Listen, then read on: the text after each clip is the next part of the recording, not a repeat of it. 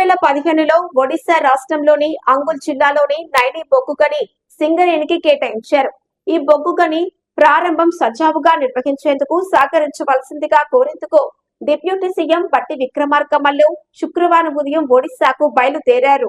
నైని బొగ్గుగని కేటాయింపు, వివిధ రకాల అనుమతులు, విద్యుత్ ఉత్పత్తి తదితర అంశాలపై ఇవాళ ఒడిశా సీఎంతో డిప్యూటీ సీఎం బట్టి విక్రమార్క చర్చించనున్నారు. బొగ్గు మంత్రిత్వ శాఖ జీఓఐ ఒడిశాలోని అంగుల్ జిల్లాలో నైని బొగ్గు గనిని 2015 సంవత్సరంలో సింగరేణి కొలరీస్ కంపెనీ లిమిటెడ్కి కేటాయించింది.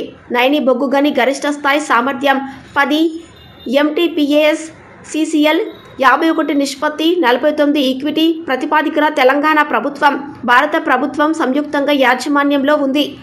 ప్రస్తుతం SCCL తెలంగాణ 39 బొగ్గు గనులను 2x600 MV పవర్ ప్లాంటులను నిర్వహిస్తోంది. SCCL దేశంలోని మొత్తం బొగ్గు అవసరాలను 7.50% తీరుస్తోంది. నైని ప్రాజెక్టు గ్రౌండింగ్ కోసం అవసరమైన అన్ని అనుమతులు మార్చి 23 నాటికి వచ్చాయి. ఇటీవల ప్రస్తుత ప్రభుత్వ మద్దతుతో రాష్ట్ర అటవీ శాఖ వారు 4/7/2024 నాటి లెక్క ప్రకారం అటవీ భూమిని SCCLకి అప్పగించారు. ఈ విషయంలో తక్షణం చర్యలు తీసుకునేందుకు తెలంగాణ ప్రభుత్వానికి కృతజ్ఞతలు తెలిపిన ఒడిశా సీఎం